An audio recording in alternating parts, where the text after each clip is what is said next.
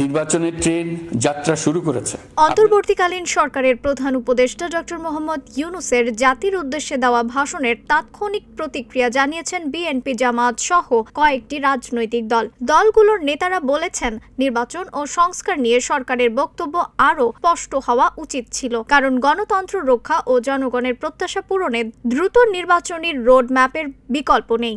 বিএনপির সিনিয়র যুগ্ম মহাসচিব অ্যাডভোকেট রুহুল কবির রিজভী তাৎক্ষণিক প্রতিক্রিয়ায় বলেন, একটি শক্তিশালী গণতন্ত্র প্রতিষ্ঠা করতে যে কাজ করা দরকার তিনি সেটা করবেন বলে আমি বিশ্বাস করি। জাতির আশা আকাঙ্ক্ষার সঙ্গে মিল রেখেই তিনি কাজ করবেন বলে আমার বিশ্বাস, যাতে গণতন্ত্রকে আরও বেশি শক্তিশালী করা যায়। জামায়াতে ইসলামের নায়েবে আমির ডাক্তার সৈয়দ আবদুল্লাহ মুহাম্মদ তাহের বলেন, আমাদের কথা হচ্ছে সংস্কার ও নির্বাচনের রোড ম্যাপ যত দ্রুত সম্ভব জনগণের কাছে পরিষ্কার করা দরকার। আমরা মনে করি সবকিছু সংস্কার করা তো অন্তর্বর্তীকালীন সরকারের পক্ষে সম্ভব নয়। কিছু জরুরি সংস্কার যেমন নির্বাচন কমিশন সংস্কার, বিচার বিভাগের সংস্কার, এসব জরুরি বিষয় সংস্কার করেই নির্বাচন অনুষ্ঠানে তাদের বেশি মনোযোগী হওয়া উচিত। সরকার প্রধানের বক্তব্যে আমরা আশাহত নই, তার বক্তব্যকে আরও স্পষ্ট করার জন্য অনুরোধ করব। বিপ্লবী ওয়ার্কার্স পার্টির সাধারণ সম্পাদক সাইফুল হক বলেন, প্রথমত জাতির উদ্দেশ্যে দেওয়া ভাষণকে ইতিবাচক হিসেবে দেখছি।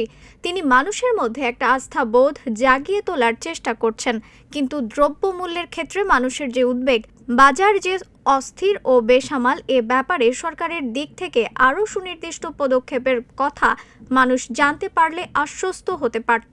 নির্বাচন নিয়ে ডক্টর মোহাম্মদ ইউনূস যে কথা বলেছেন সেখানে ইতিবাচক ইঙ্গিত আছে, তবে নির্বাচনের সুনির্দিষ্ট সূচি সময়রেখা উল্লেখ করতে পারেননি। তিনি যখন বলেছেন প্রয়োজন বোধে নির্বাচন আরও কয়েক মাস পেছানো যেতে পারে, নির্বাচনের সুনির্দিষ্ট তারিখ থাকলে তো নির্বাচন আগপিছ করার প্রশ্ন আসতো। সেক্ষেত্রে তিনি যদি আরও সুনির্দিষ্ট করে বলতেন তাহলে দেশের রাজনৈতিক দল, ভোটার ও জনগণ আশ্বস্ত হতে পারত।